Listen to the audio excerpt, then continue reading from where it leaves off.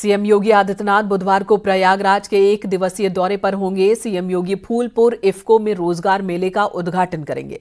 इसी के साथ युवाओं को 505 करोड़ रुपए का ऋण भी बांटेंगे। युवाओं को टैबलेट और मोबाइल भी देंगे सीएम योगी आदित्यनाथ। प्रयागराज में सीएम योगी 600 करोड़ की 400 से ज्यादा परियोजनाओं का लोकार्पण और शिलान्यास करेंगे। सीएम योगी जनसभा को भी संबोधित करने वाले हैं। दोपहर 12:40 पर प्रयागराज पहुंचेंगे मुख्यमंत्री योगी आदित्यनाथ।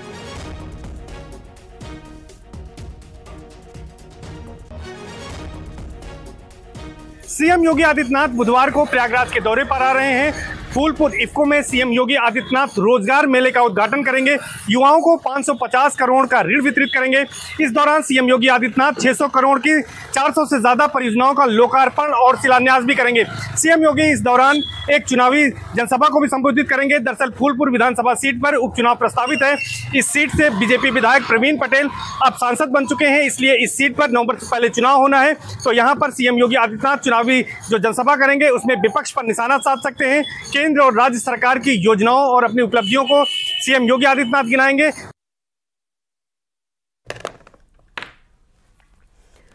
और अगली खबर मेरठ से। मेरठ के चौधरी चरण सिंह विश्वविद्यालय के 36वें दीक्षांत समारोह में पहुंची राज्यपाल आनंदीबेन पटेल ने नौजवानों से कौशल विकास पर जोर देने को कहा।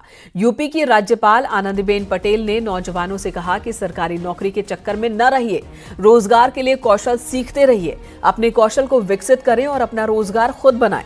राज्यपाल ने पुलिस भर्ती का उदाहरण देते हुए कहा कि 45 लाख से ज्यादा लोगों ने आवेदन किए हैं, जबकि नौकरी सिर्फ 60,000 को ही मिलने वाली है। नौकरी के चक्कर में मत पड़िए, मत पड़िए। इतने होनहार हो आप लोग, इतना कौशल है आपके पास, और ये बिना कौशल जो मैं बोल रही हूँ ना, स्पोर्ट्स वगैरह वगैरह वैसे नहीं हुआ है। आपके बाप दादाओं में भी ये था और कर रहे वे लोग।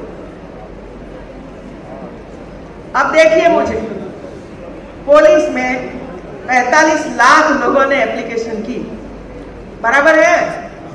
कितने लोगों को मिलने वाली है? 60,000। तो बाकी का क्या होगा? और इसी वजह से सब कुछ हो रहा है कि भाई सबको मिलने वाला नहीं है। 90% वाला ले जाएंगे और 60% वाला रह जाएंगे। तो 60% और से कम जिसने भी मार्क्स प्राप्त किया है उसके पास कौशल है। सरकार सभी योजना बना रही है, यूनिवर्सिटी में काम हो रहा है। आप आगे बढ़िए। इसमें लाइन में क्यों खड़े हो मित्रों? लाइन में खड़े रहने की जरूरत नहीं है। पहले का जमाना और था कि जहां ऐसे रोजगार के लिए कौशल विकास या तो ऐसा कुछ नहीं था, तो स्वाभाविक है कि सरकारी नौकरी के लिए प्रयास करें। आप सरकारी नौकरी के लिए भी प्रयास करते रहो, लेकिन साथ साथ में रोजगार के लिए कौशल। लोकसभा चुनाव में अच्छे प्रदर्शन से उत्साहित समाजवादी पार्टी के तेवर और कलेवर भी बदले हुए हैं। पार्टी सोशल मीडिया से निकलकर जमीनी धरातल पर अब पसीना बहाती दिख रही है। पार्टी के सभी फ्रंटल युवा संगठन इस समय जमीन पर पीडीए को मजबूत करने में जुटे हैं। सपा मुखिया अखिलेश यादव के निर्देश पर सपा के युवा संगठनों समाजवादी छात्र सभा, युवजन सभा, लोहिया वाहिनी, मुलायम सिंह यादव यूथ ब्रिगेड, बाबा साहेब वाहिनी 9 अगस्त से ही 1 महीने के अभियान की शुरुआत कर रही है। हमारा पीडीए जब से उत्तर प्रदेश और देश की राजनीति में स्वावलंबी हुआ है, मजबूत हुआ है, ताकतवर हुआ है, भारतीय जनता पार्टी की सामंती सरकार घबरा गई है और इसका तोड़ निकालने की कोशिश कर रही है। लेकिन जनता की जागरूकता के आगे भारतीय जनता पार्टी की अब कुछ भी चलने वाली नहीं है। संविधान की रक्षा के लिए, लोकतंत्र की रक्षा के लिए समाजवादी पार्टी श्री अखिलेश यादव जी के नेतृत्व में वचनबद्ध है, कटिबद्ध है। इधर ज्ञानवापी पर अखिलेश यादव और ओवैसी के आपत्तिजनक बयान पर वाराणसी कोर्ट में सुनवाई पूरी हो गई। 17 सितंबर को कोर्ट इस पर फैसला सुनाएगा। आज अदालत ने सुनवाई के बाद फैसला सुरक्षित रखा। इस मामले में लोअर कोर्ट में मांग खारिज होने के बाद वादी ने सत्र न्यायालय में निगरानी याचिका दाखिल की थी, जिस पर आज अदालत ने फैसला सुरक्षित रख लिया। ज्ञानवापी परिसर में स्थित एक आकृति जिसे हिंदू पक्ष शिवलिंग मानता है, इस शिवलिंग की आकृति को लेकर हिंदू पक्ष का दावा है कि AIMIM के अध्यक्ष ओवैसी और सपा अध्यक्ष अखिलेश यादव ने गलत बयानबाजी की थी। इस मामले को लेकर आज सुनवाई हुई। करीब 1.5 घंटे तक बहस सुनने के बाद कोर्ट ने आज इस पर जवाब आया, विपक्षी वकीलों जवाब आया। अनुज यादव जी अखिलेश की तरफ से खड़े थे और आदि साहब खड़े हुए थे ओबीसी बंधुओं तरफ से, और मस्जिद पक्ष से मौलाना खुर्शीद ये लोग खड़े थे। सभी लोगों के बाद दलीलें सुनने के बाद कोर्ट ने 17 सितंबर 2024 की डेट को मुकर्रर किया। उस दिन फैसला आएगा हेट स्पीचिंग के मामले पर। बरेली पुलिस ने फर्जी सिपाही को गिरफ्तार किया है। फर्जी सिपाही पर महिला सिपाही को झांसा देकर शारीरिक संबंध बनाने के आरोप है। महिला सिपाहियों से लाखों रुपए ऐंठने का भी आरोप है। आरोपी राजन वर्मा खुद को लखीमपुर में तैनात बताता था। एसपी ने बताया कि आरोपी पुलिस की ऑफिशियल वेबसाइट से महिला पुलिस कर्मचारियों का डेटा निकालता था। उसे पता चल जाता था कि महिला पुलिसकर्मी की पोस्टिंग कहां है। अपने आप को वो पुलिसकर्मी बताता था और अपनी पुलिस की वर्दी पहने हुए फोटो भेजकर उनको शादी का झांसा देकर अपने जाल में फंसाता था। उसने अब तक 8 से 10 ऐसी घटनाओं का खुलासा किया है, कबूल किया है। आरोपी पर पहले से ही 5 मुकदमे दर्ज हैं। जांच के दौरान पता चला कि आरोपी 12 महिला सिपाहियों को अब तक धोखा दे चुका है। आरोपी से पूछताछ की जा रही है। कोतवाली पर 13 जुलाई 2024 को एक मुकदमा पंजीकृत किया गया था। आईपीसी की धारा 376 एवं धोखाधड़ी की अन्य धाराओं में मुकदमा पंजीकृत किया गया था। इसमें अभियुक्त द्वारा महिला पुलिसकर्मी के साथ शादी का झांसा देकर धोखाधड़ी की गई थी। इस संबंध में ये अभियुक्त काफ़ी समय से वांछित चल रहा था। इसकी कल थाना कोतवाली पुलिस द्वारा गिरफ्तारी की गई है। मुजफ्फरनगर में एक शख्स से नौकरी लगवाने के नाम पर झांसे से डॉक्यूमेंट्स लिए गए। इन डॉक्यूमेंट्स के आधार पर फर्जी अकाउंट और फर्जी कंपनी खोला गया और करीब 250 करोड़ रुपए जीएसटी का ई-वे बिलिंग का फ्रॉड किया गया।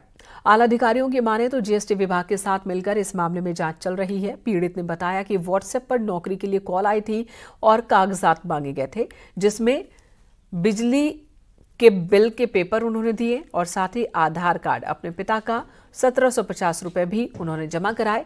अब जीएसटी विभाग की टीम आई है, तब उन्हें पता चला कि उनके नाम पर एक कंपनी चल रही है। देखिए, किसी व्यक्ति के अकाउंट में रकम नहीं आई है। एक रतनपुरी के रहने वाले अश्विनी कुमार के जो डॉक्यूमेंट्स को झांसे से उसको नौकरी लगवाने का झांसा देकर के उससे डॉक्यूमेंट जो है ले लिए गए और उन डॉक्यूमेंट्स के आधार पर एक फर्जी कंपनी और फर्जी बैंक अकाउंट जो है खोल दिया गया, जिससे जो है जीएसटी का ई-वे बिलिंग का फ्रॉड किया गया है। उससे फर्जी जो है ई-वे बिल करीब 250 करोड़ रुपए के उसमें तैयार किए गए हैं। इसमें जीएसटी विभाग के साथ समन्वय स्थापित किया जा चुका है। उनके साथ मिल करके इसमें अग्रिम जांच कर वैधानिक कार्रवाई की जाएगी। मेरे घर का बिजली बिल भी, पापा का आधार कार्ड और मेरे से 1750 रुपये भी लिए गए हैं। अब मेरे नाम पर मुझे कोई कंपनी चलाई है, मुझे नहीं पता है। फिर जीएसटी विभाग की टीम आई है, उन्होंने बताया कि आपके नाम पर कोई फर्म चल रही है। फिर जीएसटी विभाग पे उन्होंने हमें बुलाया है। फिर उन्होंने बताया कार्रवाई करने के लिए कहा है। थाने में तहरीर दी गई है। खबर झांसी से, जहां होटल में काम करने वाले एक शख्स की दबंगों ने होटल में घुसकर जमकर पिटाई की है। नवाबाद क्षेत्र का मामला है, जहां एक होटल में काम करने वाले एक शख्स को घेरकर कुछ लोगों ने पीटा। दबंग की करतूत होटल में लगे सीसीटीवी कैमरे में रिकॉर्ड हुई है।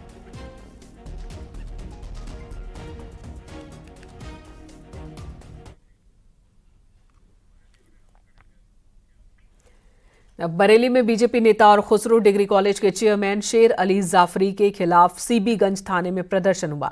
छात्रों और किसानों ने थाने में प्रदर्शन किया है। दरअसल शेर अली जाफरी पर 400 छात्रों को डी फार्मा की फर्जी डिग्री देने और 4 करोड़ रुपए ऐंठने का आरोप लगा है। छात्रों और किसानों के प्रदर्शन के बाद शेर अली जाफरी समेत 3 लोगों के खिलाफ केस दर्ज हुआ है।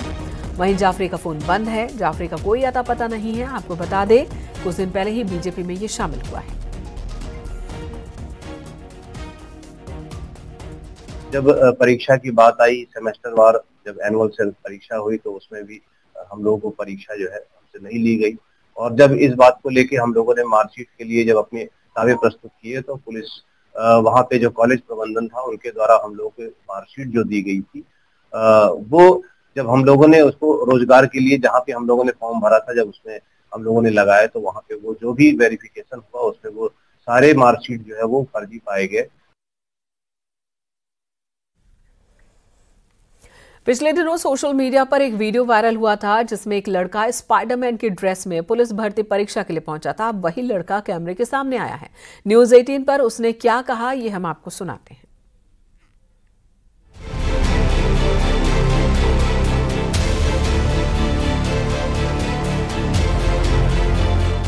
काल्पनिक हीरो स्पाइडरमैन के साथ बचपन की काफी यादें जुड़ी हैं, जिसमें हैरत अंगेज करतबों से उसने अपनी अलग पहचान बनाई है। लेकिन इन दिनों सोशल मीडिया का ट्रेंड है, तो अब स्पाइडरमैन रील बनाते हुए भी देखे जा रहे हैं। कभी वो भंडारे में पूरी बेलते दिख जाता है, तो कभी पुलिस भर्ती की परीक्षा के लिए पहुंच जाता है। पुलिस भर्ती परीक्षा में लखनऊ के आदर्श पांडे सबसे ज्यादा चर्चा में रहे। आदर्श ने यूपी पुलिस का फॉर्म भरा था। लखीमपुर खीरी उनका सेंटर पड़ा। उन्हें स्पाइडरमैन की ड्रेस में देखकर सभी लोग हैरान रह गए। वीडियो सोशल मीडिया पर तेजी से वायरल होने लगा। आदर्श कहते हैं कि वो पुलिस की परीक्षा देने जरूर गए थे, लेकिन स्पाइडरमैन की ड्रेस उन्होंने केवल रील बनाने के लिए पहनी थी। पुलिस भर्ती परीक्षा के दौरान आपकी काफ़ी ज़्यादा चर्चा हुई थी।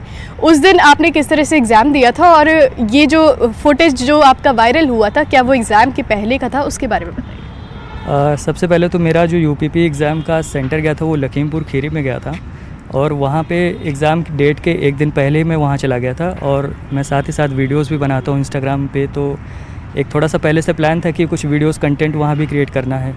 और मैं अचानक से एक दिन पहले ही वहाँ सेंटर के आसपास ऐसे बनाते हुए घूम रहा था, तो कुछ मीडिया के लोग वहाँ पे मुझसे मिले और इस चीज़ को लेके पूछने लगे मेरे बारे में। मैंने सारी चीज़ें बताई, और उसी बीच में एक वीडियो भी मेरा वायरल हो गया काफ़ी तेज़ी से। तो जब वहाँ से वापस आया तो मैंने देखा कि सोशल मीडिया पे वो वीडियोस काफ़ी ज़्यादा ट्रेंड कर रही हैं। तो अब उस चीज़ को लेके काफ़ी पॉजिटिव रिस्पांस भी आ रहा है। अभी तक तो कोई नेगेटिव ऐसा कोई रिस्पांस नहीं मिल रहा मुझे, पर मैं खुश हूँ कि सारी चीज़ें जो मैं कर रहा हूँ अभी तक सब कुछ सही जा रही है। आदर्श का कहना है कि स्पाइडरमैन की ड्रेस पहनकर वीडियो बनाने के पीछे उनका मकसद केवल लोगों का मनोरंजन करना है। उन्होंने सेना और पुलिस के जवानों को असली हीरो बताया। आदर्श ने बताया कि उन्होंने आज तक किसी वीडियो या इंटरव्यू में अपना चेहरा नहीं दिखाया है, और इस बात की जानकारी उनके माता पिता को भी नहीं है। तो ये है आदर्श पांडे, जो कि लखनऊ के स्पाइडरमैन के नाम से फेमस है। अभी तक इन्होंने अपना चेहरा रिवील नहीं किया था। आज न्यूज़ 18 पर अपना चेहरा भी रिवील किया है, और बताते हैं कि ये सोशल मीडिया के लिए कंटेंट बनाते हैं, और इनका मोटिव यही है कि कंटेंट के द्वारा जो लोग हैं उनको खुश किया जा सके, उनके चेहरे पर एक मुस्कान लाई जा सके। कैमरा पर्सन अनिल के साथ दीपिका दीक्षित, न्यूज़ 18 लखनऊ।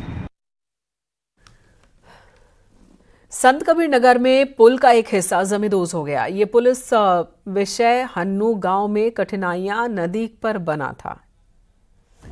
ये पुल आपको बता दें हन्नू गांव में जो गिर गया। हादसे में 4 लोग जख्मी हुए हैं। घायल एक बच्ची की हालत नाजुक है, उसे मेडिकल कॉलेज गोरखपुर रेफर किया गया। पुल का एक हिस्सा गिरने से गांव वालों को अब परेशानी भी हो रही है। 4x6 का पुल था वो, जो कि गिर गया एक साइड का अप्रोच भाग। तो जब हमने आके देखा तो स्थानीय लोगों से जब पता चला तो ये जिला पंचायत द्वारा निर्मित 2009-10 का द्वारा बताया गया है। और ये पुल जो है ये हमारे शुगर मिल घटरमा परस्पुर मार्ग अन्य जिला मार्ग के किलोमीटर 8 से निकलता है, और विश्यापुर हन्नू यादवपुरवा गांव को जोड़ता है।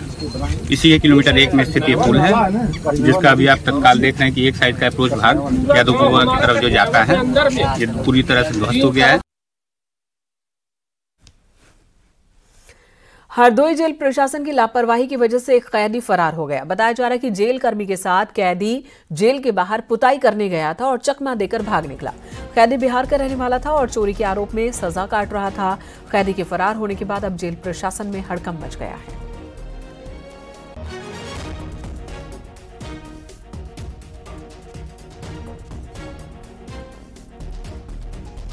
और अगली खबर नोएडा से। शराब के ठेके पर चोरी करने वालों को पुलिस ने गिरफ्तार किया। पत्नी को महंगी शराब पिलाने के लिए पति ने शराब के ठेके पर चोरी की थी।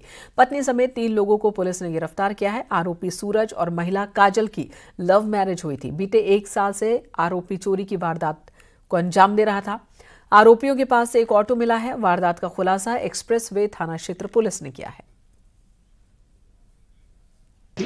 और जिस घटना के अनावरण के लिए एसीपी तृतीय के नेतृत्व में एक टीम काम कर रही थी और उस टीम को सफलता मिली है, जिसके अंतर्गत 3 अभियुक्त गिरफ्तार किए गए हैं। इसमें से एक महिला है काजल और इसका पति है सूरज और तीसरा है कुलदीप जो ऑटो का ड्राइवर है। ये तीनों पुराने साथी हैं और ये साथ मिलकर अपराध करते रहे हैं। और ये जो ऑटो है, ऑटो में बैठकर इनका जो मनस्पंडाई है ये है कि रात में बैठते हैं, पति पत्नी दोनों ऑटो में बैठते हैं जिससे कि किसी को अंदेशा ना हो। वाराणसी में जाम की गंभीर समस्या के समाधान का प्रयास जारी है। आज पुलिस कमिश्नर मोहित अग्रवाल खुद जाम की समस्या को लेकर सड़क पर उतरे। कैंट रोड पर खड़ी बसों को मौके से हटवाया और इसके बाद कमिश्नर लंका इलाके पहुंच गए। यहां उन्होंने रविदास गेट से बीएचयू के सिंह द्वार तक सड़क खाली कराने का अभियान शुरू किया। मैदागिन चौराहे से बुला नाला तक, कमगच्छा तिराहे से भेलूपुर थाना तक अतिक्रमण के खिलाफ अभियान की शुरुआत की गई। जाम लगने पर संबंधित क्षेत्र के थानाध्यक्ष और चौकी इंचार्ज पर कार्रवाई भी देखने को मिल सकती है।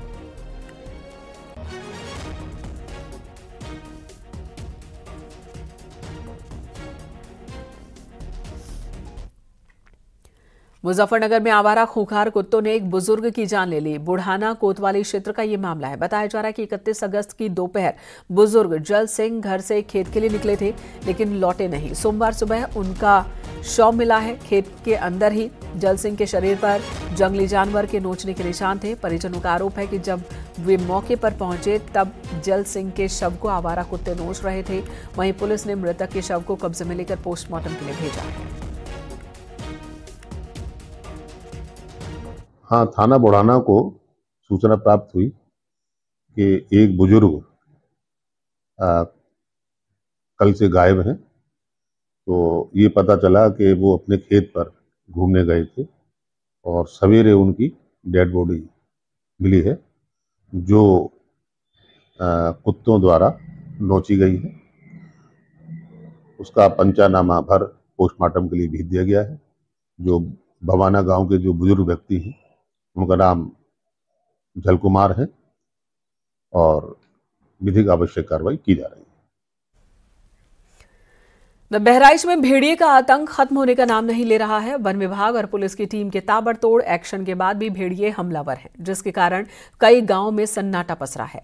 गांव-गांव जाकर अब पुलिस फुट पेट्रोलिंग कर रही है, लोगों को जागरूक कर रही है, भेड़िए से बचने के तरीके बता रही है। जिन घरों में खिड़की दरवाजे नहीं है उन्हें दरवाजे लगाने की सलाह दी जा रही है। 3 तस्वीरें उन गांवों की हम आपको दिखा रहे हैं जहां पर भेड़िए लगातार हमला कर रहे हैं। ये मैसी इलाके के गांव हैं। इन गांव में भेड़ियों की दहशत से लोग परेशान हैं। हालांकि वन विभाग भी एक्टिव है, ड्रोन से तलाशी की जा रही है, लेकिन भेड़िए अब भी पकड़ से बाहर हैं।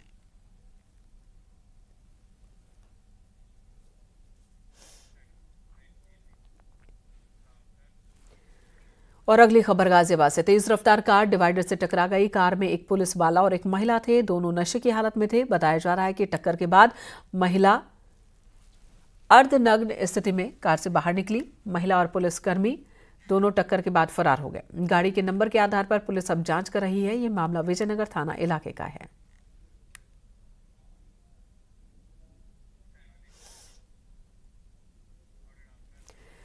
गाजियाबाद में सरकारी गाड़ी से स्टंट का एक वीडियो सामने आया। मामला विजयनगर थाना इलाके का है। कार की खिड़की से बाहर निकलकर लड़का स्टंट करता दिखा और इस दौरान गाड़ी हूटर बजाकर तेज रफ्तार में वो गाड़ी चला रहा था। गाड़ी पर मजिस्ट्रेट का स्टिकर भी लगा था। ये वीडियो NH9 का बताया जा रहा है।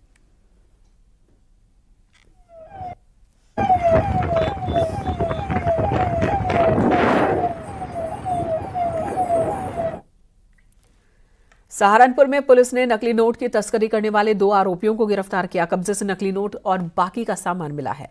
कुतुबशेर पुलिस ने चेकिंग के दौरान दोनों को अंबाला रोड से गिरफ्तार किया। इनकी पहचान हरियाणा के रहने वाले विजय कुमार और सहारनपुर के रहने वाले मुकेश के रूप में हुई है। 60,000 के नकली नोट इनके पास से मिले हैं। 4700 असली कैश मिले हैं। ATM कार्ड, 2 मोबाइल फोन और कार बरामद की गई है। नोट सप्लाई काम करती थी, उनसे मिलकर नोट प्रोवाइड करवाए जाते थे। जो इनका रेट चलता था उस तरह चलता था कि 1/3 सही नोट देने होते थे तो उसके एवज में इनको 3 गुना करके नोट मिला करते थे। जैसे लाख रुपए दिए तो लाख रुपए सही करेंसी में, तो ये 3 लाख रुपए आपको फर्जी करेंसी प्रोवाइड करेंगे। तो इस तरह की इनकी इक्वेशन रहती थी और इसमें बीच में जो पार्टी लेके आता था उसको 10% कमीशन मिलता था। ये जब हमने पूछताछ करी है, इसमें जो मेन 2 अभियुक्त हैं अजय और विजय, अजय इसमें से अभी फरार है और ये जो विजय इसके जो भाई है अजय का, उसको हमने पकड़ लिया है। कौशाम्बी में नाबालिग से रेप का आरोप लगा है। पीड़िता के परिजनों की तहरीर पर मुकदमा दर्ज हुआ है। पुलिस ने आरोपी को गिरफ्तार भी कर लिया है। बताया जा रहा है कि लड़की खेत गई थी, तभी लड़के ने वारदात को अंजाम दिया। लड़की के चिल्लाने पर गांव वाले पहुंचे तो आरोपी फरार हो गया था। इस संबंध में थाना महेवा घाट में अभियोग कल रात में पंजीकृत किया गया था। आरोपी को गिरफ्तार कर लिया गया है, उसे जेल भेजा जा रहा है। पीड़िता का जो बयान है और कोर्ट का जो बयान है और जो इसका चिकित्सकीय परीक्षण है उसे कराया जा रहा है। इसमें हम कड़ी विधिक कार्रवाई कर रहे हैं। क्या दुनिया में कोई ऐसा भी इलाका होगा जहां पर कोई नशा नहीं करता और ना ही नॉनवेज खाता हो? दावा है कि सहारनपुर का एक ऐसा गांव है जहां आज भी लोग धूम्रपान से दूर हैं।